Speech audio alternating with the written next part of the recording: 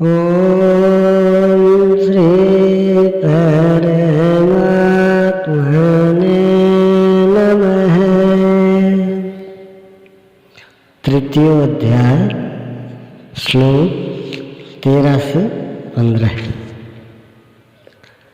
याज्ञशिष्टासिनः सन्तो मुच्यन्ते सर्वकिल्बिषैः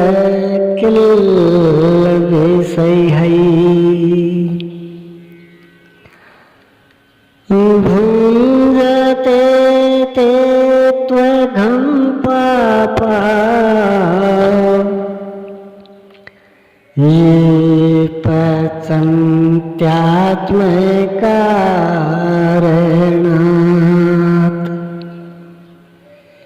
यज्ञ से बचे हुए अन्न को खाने वाले संतजन सब पापों से मुक्त हो जाते हैं।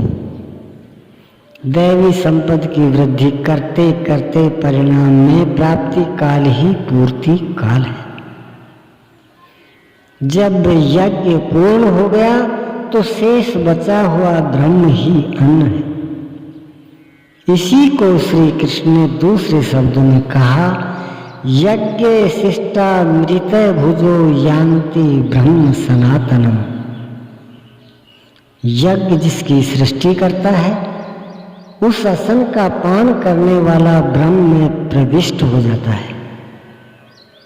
यहाँ वे कहते हैं कि यज्ञ से शेष बचे हुए असन का ब्रह्म पीयूष का पान करने वाला सब पापों से छुटकारा पा जाता है।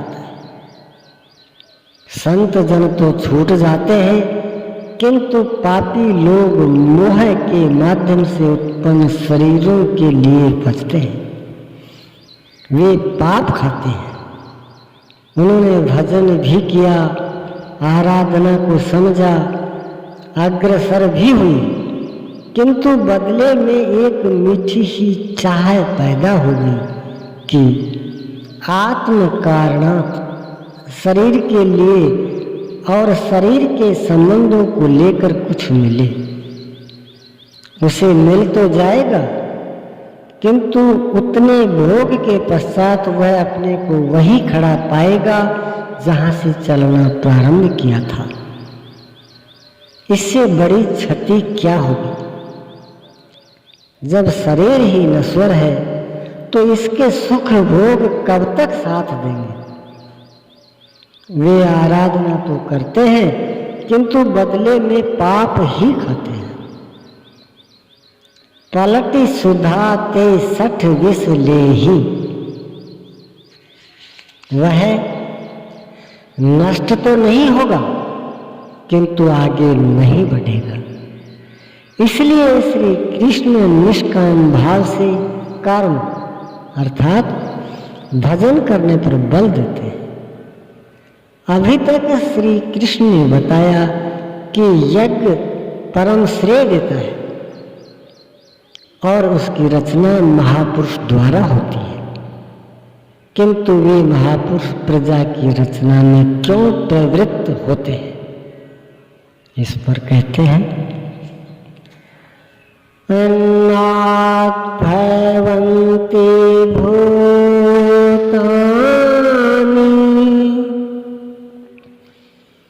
पर्जन्यादन्न संभवः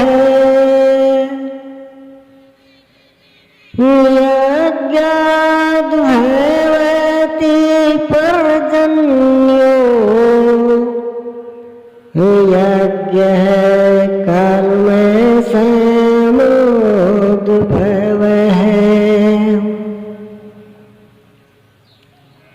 कर्म ब्रह्मोद्भवं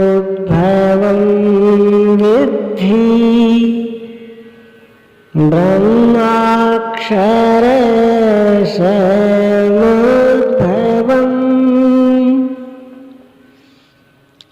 तस्मात् सर्वगतं ब्रह्म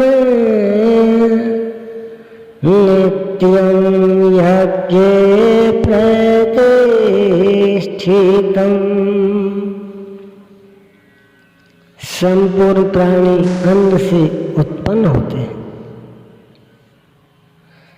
अन्नम ब्रह्मेति वैजानात, अन्न परमात्मा ही है।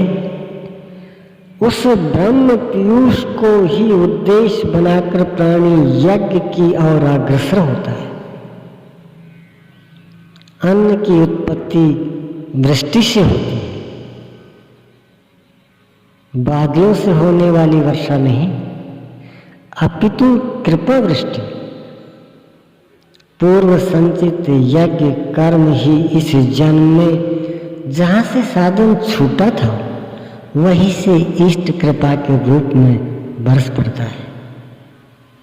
आज की आराधना कल कृपा के रूप में मिलेगी, इसलिए वृष्टि यज्ञ से होती है। स्वाहा बोलने और तिल जो जलाने से ही वृष्टि होती तो विश्व की अधिकांश मरुभूमि ऊसर क्यों रहती, उर्वरा बन जाती। यहाँ कृपा वृष्टि यज्ञ की देन है। यह यज्ञ कर्मों से ही उत्पन्न होने वाला है।